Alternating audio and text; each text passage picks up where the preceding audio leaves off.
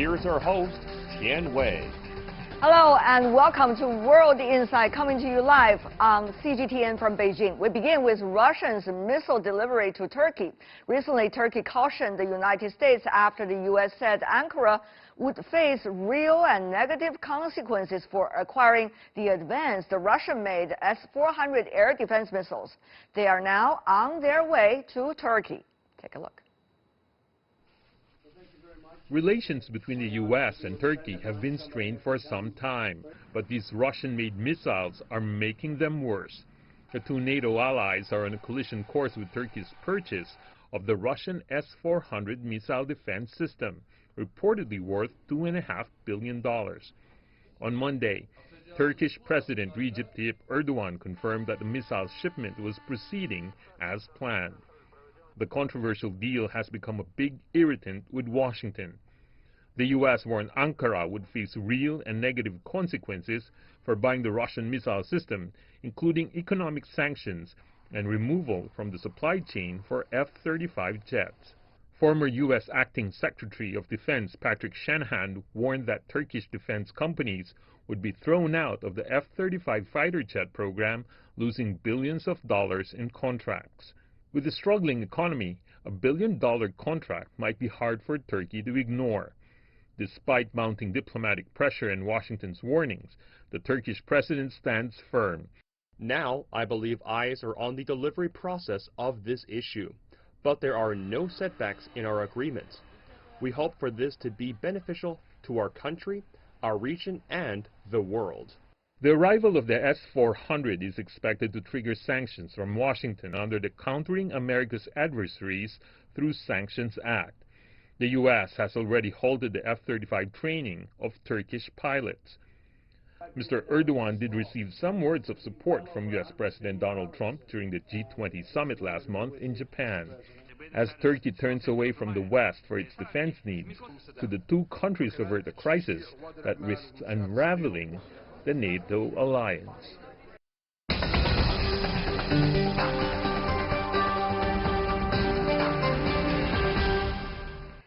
Turkey's purchase of Russian missile system, what does it mean for everyone? In Moscow, we have Alexander Lukin, Professor and Director, East Asian and SCO Studies, Moscow State Institute of International Relations. Also, we have in Moscow, originally from the United States, William Courtney, Adjunct Senior Fellow of the RAND Cooperation. Welcome to both of you, gentlemen, to our program. To you, Professor Lukin, is it a good deal for Russia?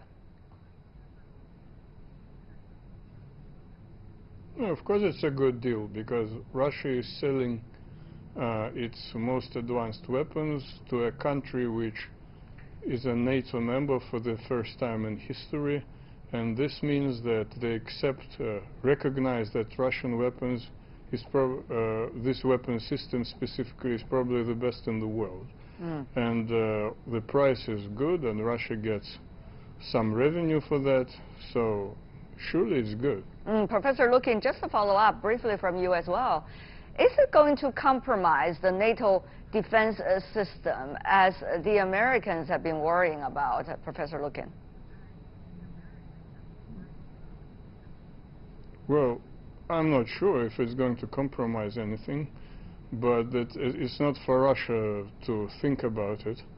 The Americans are saying that it will, but I think it's just what we are really looking at is competition in arms trade, because their systems are much more expensive, and they want to impose it on everybody under the banner of alliance relations. But Turkey their relations with Turkey are not that great at the moment, and probably Turkey wants to show some kind of autonomy by that. But anyway, it's just speculation, because Russia is, you want Russian weapons and we are selling it, so that's as simple as that. We don't have to think about some strategic plans or strategic ideas. However, Washington probably has to think about that. Does it, Mr. Courtney? Yes, certainly, because Turkey is a NATO member. It's been a long-standing, a very important part of the NATO alliance. The United States certainly hopes that that relationship continues. As Professor Lukin points out, the Russian S-400 system is less expensive than the U.S. Patriot system, and the S-400 is a capable system. But this doesn't seem to be the main purpose why President Erdogan is buying the S-400. He seems to be wanting to take Turkey in a more autarkic direction, if you will, loosening ties with NATO, having better ties with Russia, and playing a greater role in the Middle East. But there's a question whether Erdogan is pushing too many fronts too fast.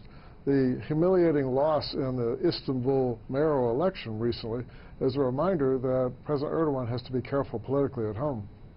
But on the other hand, Mr. Courtney, many wonder, is the United States losing at least this round of competition, using the word, borrowing from Professor Lukin earlier, in terms of price, in terms of function, in terms of the geopolitics balance? It seems that Russia is having an upper hand, at least in selling, managed to sell this time, missiles to Turkey. Is it? Well, in this particular case, Russia is selling the S-400 to Turkey, so that is a setback. But from Turkey's defense standpoint, the S-400 will be much less useful for Turkey than buying the Patriot, because it will not be integrated with the other NATO-compliant parts of Turkey's defense system. So that's going to be a real problem for Turkey. And then secondly, with the S-400 personnel there from Russia, there's a risk of compromise of Turkey's security, and that should be another concern for Ankara. Professor Lukin, you want to respond to that? The Russians might be undermining the security of Turkey. Well, I think that the Turkish government is quite competent in deciding whether some purchase of some weapon system undermines its security system or defense system or not. It's not for Americans to decide. I think that what Americans are saying here is, as I said, just a competition. They want to sell more expensive weapons to everyone under the ban of under the ban of alliance relationship, and well, they're doing the same with gas in Europe, for example, natural gas. They want Europeans to buy their own natural gas, which is more expensive than Russian, and the excuse is that Russia is a bad country and America is a very good country. Right. Mr. Courtney, but you cannot actually play on that. Okay, Mr. Courtney. Play on that all the time. You have to be more effective. Well, that's probably the question. Mr. Courtney, is America being effective now, bringing everybody together, still on the platform of NATO? Obviously, Turkey is having something in mind now, trying to play a balanced game, at least geopolitically. But many wonder whether that is only the first. There will be more to come, even with the issue of NATO security, Mr. Courtney. Well, the Turkish geopolitical situation is really quite complicated, and so is America's interest in Turkey. For example, the U.S. has an air base in eastern Turkey at Incirlik, which is one of the most important overseas U.S. military bases in the world. There may be some alternatives if, for example, Incirlik were closed down. There may be some alternatives elsewhere in the Middle East, but that's an important consideration. There are some new developments with regard to Greece. Greece has had a new election. The Greek government is probably going to have, the new Greek government probably have better relations with the West and the United States than the one before. So Turkey would not want to cut itself off from NATO too much and leave Greece in a position, stronger position in NATO. So that's a consideration. So all the way around, it's really complicated. There's no easy solution for anyone that does not involve trade-offs.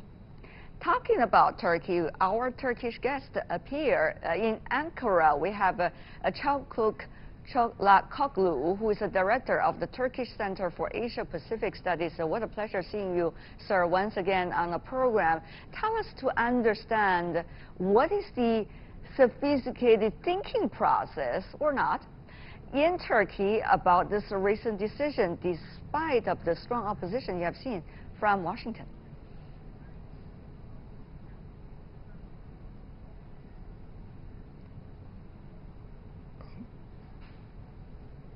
Do we have our Turkish guest hearing our questions? Mr. Çalhakoglu? Yeah, me. Okay, so I got your question. Thank you, sir. In that regard, we can say that now Turkey is in the critical juncture to decide to purchase a Russian system. It is identified as an enemy system for NATO system in that sense. So of course, when we look at the Turkey's explanation for that, this is just because of the need. Turkey could not purchase American system or other NATO systems previously. So that's why Turkey is purchasing the Russian system right now. But on the other, of course, there are some strategic and political reasons for Turkey's purchasing for this new air defense system from Russia. So in Ankara, particularly since 2016, there is a rise of the Eurasianism or anti-West sentiment in general. So some security bureaucracy considers these system change or the purchasing very critical defense system from Russia as a orientation change in that regard. So they are considering that this is new seeking for balancing for Turkey against the West in that sense. But on the others, when we look at the Turkey's relations with the United States and other NATO countries and of course with the European Union, so Turkey has a very deep-rooted engagement for decades with NATO and NATO allies in general. So then it is a very critical decision right now. There is a decision to create an alternative for NATO systems on the one hand. On the other, there are long-term dependency to NATO systems. So then now the Turkish government has faced many challenges need to address for that. So we are waiting the details for this purchase, and also we are waiting the response if there is from the United States. What do you mean by details of this purchase? Exactly what are the details are you looking for?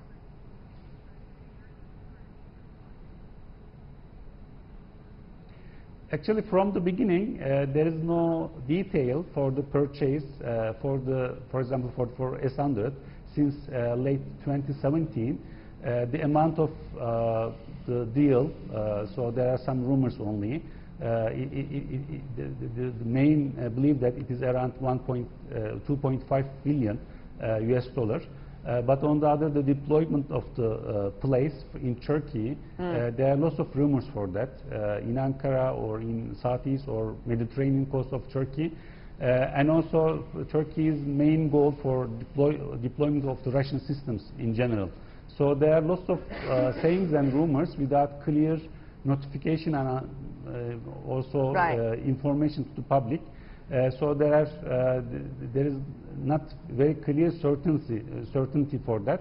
On the other, Turkey is still deploying the NATO's Patriot systems in the southeast against any potential attack from Syria or Syrian side in that manner. So then it is very complicated right now. The Turkey's defense engagements for fighter jets and others on the one hand, and also new Russian system wants to apply to the Turkish defense system, air defense system right now. Well so explained. there are lots of conflicting issues and arguments together. So there is no credible picture or clear picture right now. One of the things people talk about, Mr. Çalhakoglu, in Turkey is where the battery will be for the S-400. Some media reports suggest it will be in Ankara, at least the one battery. Others say, well, it's not necessarily confirmed, as you just earlier explained. Now, you probably want to explain to our viewers as to why is it that significant as to one battery in Ankara or not? Why is it such an issue for those that are in the defense area? Mr. Çalhakoglu, you want to explain briefly? Yeah, sure. Also, there is no clear explanation from the Turkish officials, so that it is highly likely that if there is a delivery from Russia, it will be deployed in Ankara. This is expectation. Next to capital Ankara, there is an air base named Akıncı, so then it will be deployed there.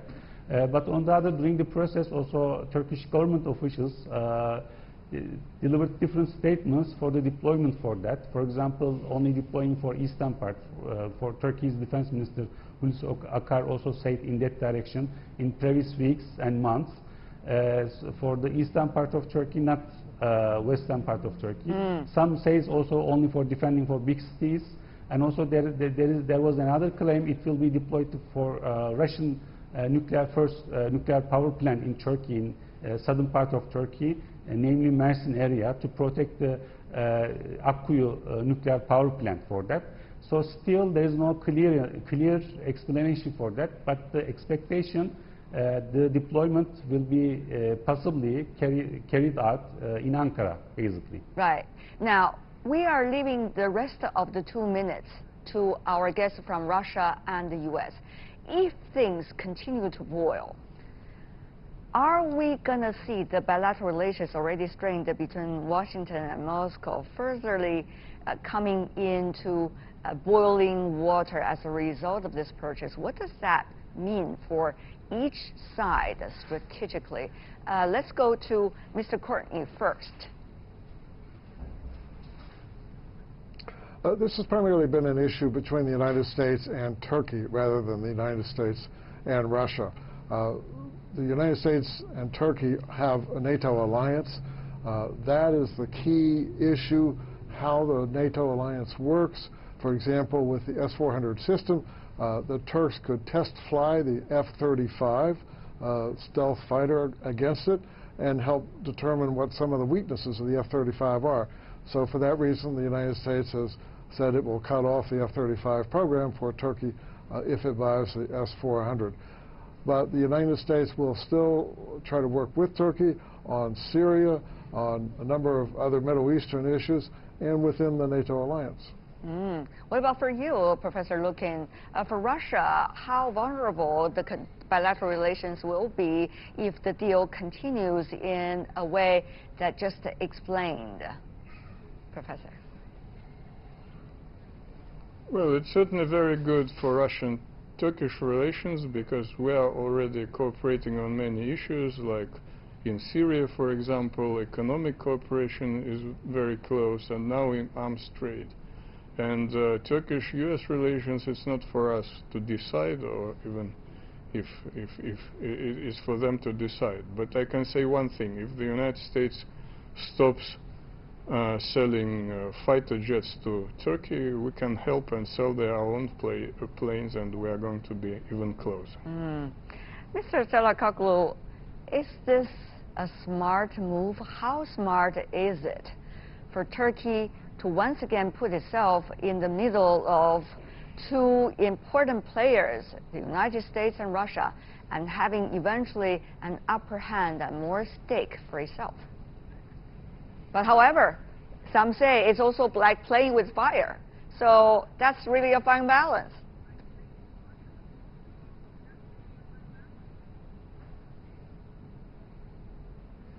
So yeah, this is a very difficult situation right now for Turkey. So there was a approaching crisis for Turkey for last at least 1 year. So the Turkish government could not escape for this escalation. So now Turkey is in between two big powers for choosing or not choosing for its defense choice in that manner. So in any sense, there will be a cost for Turkey, either choosing to purchase and deploy the S-400 or cancel it. So Turkey will face some political and economic cost in any sense. In that regard, also delaying this crisis at the last moment also will be a fireback for the Turkish government. Also, this is another problem right now. So it is there is no very clear picture for Turkey how Turkey can handle this crisis without harming its relations with the United States and NATO in general, and also keeping good relationship with Russia on the others, because Turkey and Russia have close cooperation in Syria and other issues, regional security matters. And also Turkey is economically dependent on Western alliance. In this atmosphere, so there is no clear picture for that time. And also this summer has become more hot for Turkey in terms of the ambiguities in security issues, foreign policy and economy, and now domestic policies. Right. So everybody is waiting the final decision and further steps from the Turkish government right now. I see. Before we go, once again, I want to go to you, Mr. Courtney. We've seen quite some drama in recent months regarding the U.S. relationship with its allies within the NATO framework. For example, Washington, the White House asking others to pay more, which the others agreed upon. However, that's certainly the way of asking is not necessarily that pleasant.